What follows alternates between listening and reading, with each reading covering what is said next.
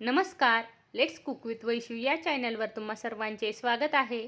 आजची रेसिपी आहे महाराष्ट्राचा स्वाद चमचमीत मसाले भात. चला तर मग रेसिपीला सुरुवात करूया. त्यासाठी कुकरमध्ये इथे मी 2 चम्मच तूप घेतले आहे. तूप छान गरम झाल्यानंतर त्यात मोहरी टाकायची आहे. मोहरी छान तडतडल्यानंतर त्यामध्ये अर्धा चम्मच जिरे टाकायचे आहे. जिरे छान फुलल्यानंतर त्यामध्ये खडे मसाले आणि कढीपत्ता टाकायचा आहे. खडे मसाले आपण आपल्या आवडीप्रमाणे घेऊ शकतो. खडे मसाले छान परतून घ्यायचे आहे. नंतर त्यामध्ये आपण इथे खोबऱ्याचे उभे काप करून घेतले आहे. खोबऱ्याचे काप टाकून खोबऱ्याचे काप छान परतून घ्यायचे आहे. खोबऱ्याचे काप परतल्यानंतर त्यामध्ये आपण इथे उभा कट करून घेतलेला कांदा टाकायचा आहे. कांदाही छान ब्राऊन होईपर्यंत परतून घ्यायचा आहे. इथे आपण कांदा छान परतून घेतला आहे. नंतर त्यामध्ये क्रश केलेलं आलं लसूण टाकायचं आहे. आलं लसूण छान परतून घ्यायचं आहे.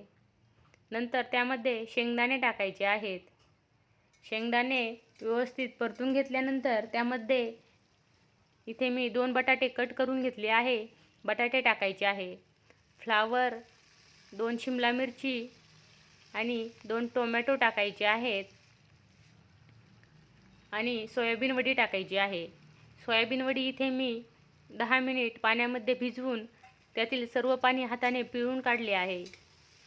सर्व भाज्या मिक्स करून घ्यायच्या आहेत आणि 1 मिनिटभर भाज्या छान परतून घ्यायच्या आहे. भाज्या परतल्यानंतर त्यामध्ये लाल तिखट, गरम मसाला, हळद, धने पावडर आणि मीठ टाकायचे आहेत आणि व्यवस्थित 1 मिनिटभर मसाले छान परतून घ्यायचे आहे. मसाले परतल्यानंतर त्यामध्ये इथे मी 3 वाटी बासमती तांदूळ स्वच्छ धुवून घेतला आहे.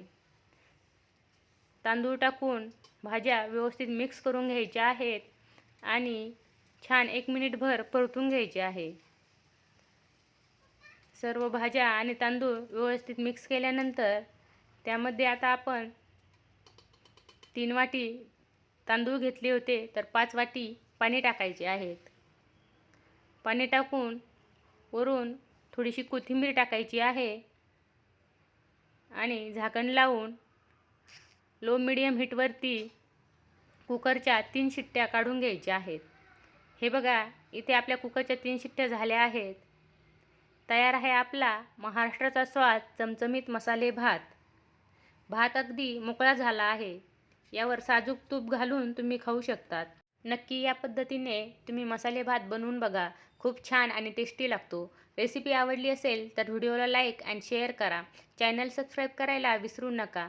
बेल आयकॉनचे बटन दाबा, त्यामुळे नवीन रेसिपींचे नोटिफिकेशन तुम्हाला मिळत राहील. पुन्हा भेटूया अशाच नवनवीन रेसिपींसोबत. धन्यवाद.